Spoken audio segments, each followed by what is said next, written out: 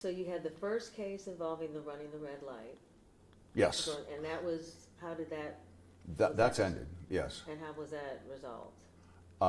Well, I went to drunk driving classes, but you know what? Sadly, I went right back to my old behavior. And that's I think, the difference, is that I didn't change my behavior. And the difference now is that with the second case, that's when I decided to surrender. Was that June the 6th? Yes. Okay, so let's... June 6th, I surrendered.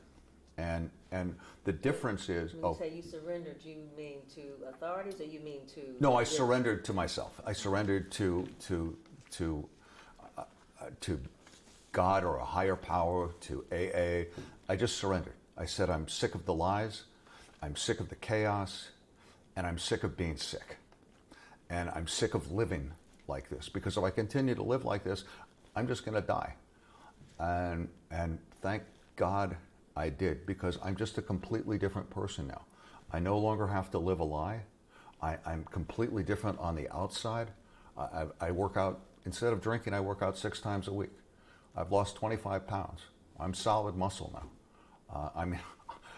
6 months ago, this is not an exaggeration, I could barely walk 2 blocks. Now I knock off 35 minutes on the treadmill on incline 15. That's the highest it goes. And I knock it off like that. And my body, I look at my body now and I go, damn, I don't even recognize myself. And that's just on the outside. On the inside, I'm completely different, because I've taken care of the things that triggered me. I've taken care of the things that I was afraid of. I describe it like this: when you don't deal with things, they go into your backpack. And the backpack is always there and it weighs you down. And I've taken care of the things in my backpack. I don't have a backpack weighing me down anymore. I don't have 2 hands tied behind my back anymore. I don't have the monkey on my back anymore. What was the monkey on your back? What was the lie that you are no longer living? That I drink alcohol, but it goes way beyond that. It deals with things like my relationship with my family. It deals with childhood trauma. It deals with being afraid to be vulnerable. It deals with my sadness over my birthday, my sadness over holidays. It deals with not being present. It deals with how I hurt my ex-wife and my kids because of my selfish behavior. That's the hardest one. That's the big one.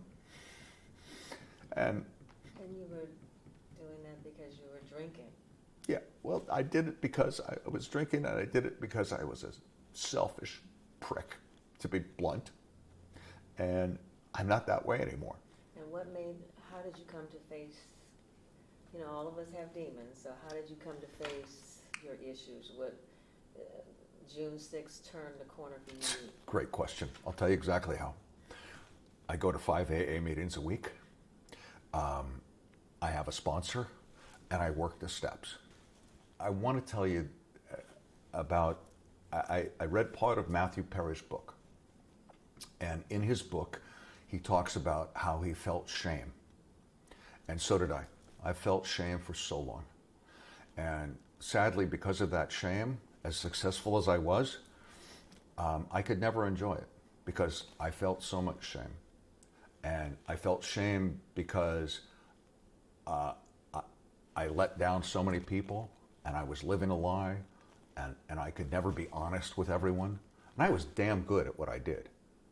I was damn good at what I did, but there was always this other side that no one knew about. And that's what led to that shame. And Matthew Perry ends his book by saying that he looked out over the water and he thought to himself, maybe I'm not that bad. And that's what I think. Maybe I'm not that bad after all. So last question, looking forward, for alcoholics, they always say it's a day at a time. Sometimes an hour at a time. Sometimes an hour at a time. Do you think you could have another June 6th? Another what? June 6th, another relapse, or counseling? I mean, how would you respond? You know what? Relapses are always possible. I'm not going to sit here and say, no, that's never ever going to happen, because I don't know. But what I do know is this, is that every day that I'm alcohol free is another day that I'm building a stronger foundation. And the more I take care of things in my life that led me to drink, the stronger I become and the less I want to drink. And right now, I don't even want to drink. It's not even an issue with me. It doesn't even come up.